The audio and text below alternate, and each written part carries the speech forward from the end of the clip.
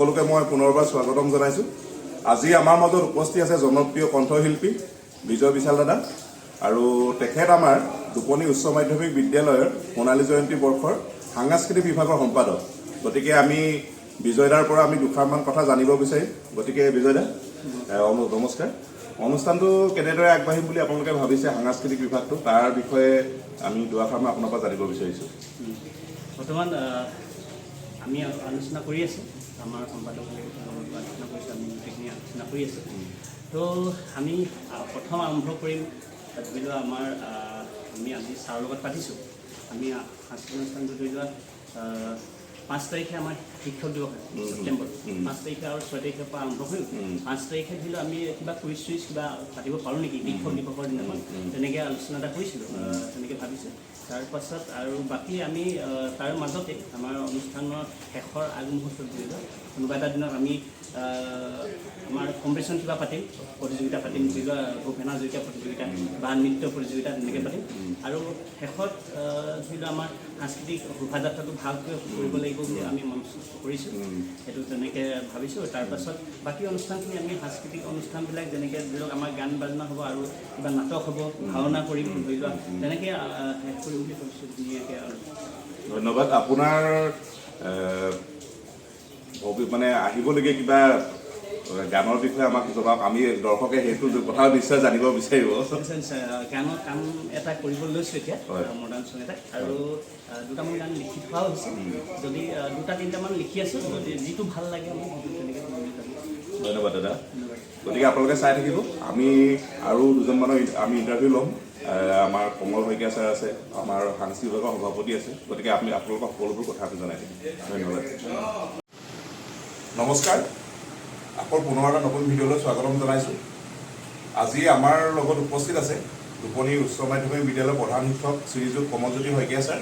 তেখেত দুপনি উচ্চ মাধ্যমিক বিদ্যালয়ৰ সোণালী জয়ন্তী উদযাপন সমিতিৰ মুখ্য সম্পাদক। আমি ছাৰৰ পৰাই জানিব বিচাৰিম আমাৰ সোণালী জয়ন্তীৰ অগ্ৰগতিৰ বিষয়ে, যে কিমান দূৰ আগবাঢ়িছে, আমি কি কাৰ্যক্ৰমতা হাতত ল'ম। গতিকে ছাৰ নমস্কাৰ। নমস্কাৰ। ছাৰ কওকচোন কেনেকৈ আগবাঢ়িছে।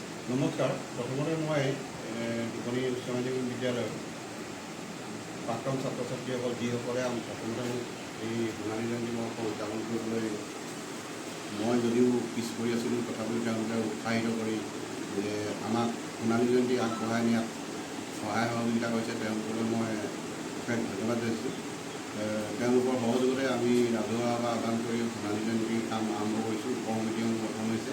উপ সমিতিসমূহে তেওঁলোকৰ তৎপৰতাৰে কামবোৰ আৰম্ভ কৰি আছে, আৰু অহা সপ্তাহত আমি খুব সম্ভৱতঃ কাৰ্যকৰী সমিতিখন পুনৰবাৰ তৃতীয়বাৰৰ বাবে দি আমি দিনবাৰ ঠিক কৰিম বুলি ভাবিছোঁ। ছেপ্টেম্বৰ মাহৰ পহিলা সপ্তাহতে আমি দিনটো ধাৰ্য কৰিম বুলি মনস্থ ভাবি আছোঁ।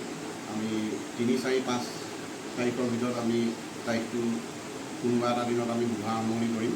আৰু সামৰণি অনুষ্ঠানটো আমি এতিয়া সদ্যহতে ক'ব পৰা অৱস্থাত নাই, যিহেতু আমাৰ তাৰ মাজৰ সময়ত আমি বিভিন্ন ধৰণৰ প্ৰতিযোগিতাসমূহ অনুষ্ঠিত কৰিম বুলি বিভিন্ন উপ সমিতিৰ লগতো আমাৰ আলোচনা হৈছে। আৰু এই প্ৰতিযোগিতাসমূহ আমি সাধাৰণতে প্ৰদৰ্শন ভিত্তিক পতাই মনস্থ কৰিছে। গতিকে ভাবিছোঁ সকলোৰে প্ৰাক্তন ছাত্ৰ ছাত্ৰী শুভাকাংক্ষী সহযোগিতা পালে আমি এই সোণালী জয়ন্তী বৰ্ষটো সুন্দৰভাৱে উদযাপন কৰিব পাৰিম বুলি মই আশা ৰাখিছোঁ। আৰু সেইকাৰণে সকলোকে পুনৰবাৰ মোৰ ফালৰ পৰা আহ্বান জনাইছোঁ, সকলোৰে পূৰ্ণ সহযোগিতা পাম বুলি। আৰু ইয়াকেতো মই ক'বলগীয়াটো সামৰি মাৰিছোঁ। ধন্যবাদ। আৰু লগতে মই আৰু এষাৰ কথা ইয়াতে সংযোগ কৰি দিব বিচাৰিছোঁ। আমাৰ প্ৰাক্তন ছাত্ৰ ছাত্ৰীসকলক সকলোকে নিমন্ত্ৰণ জনাওঁতে মানে কেতিয়াবা মানে 2-এজন থাকি যাব পাৰে।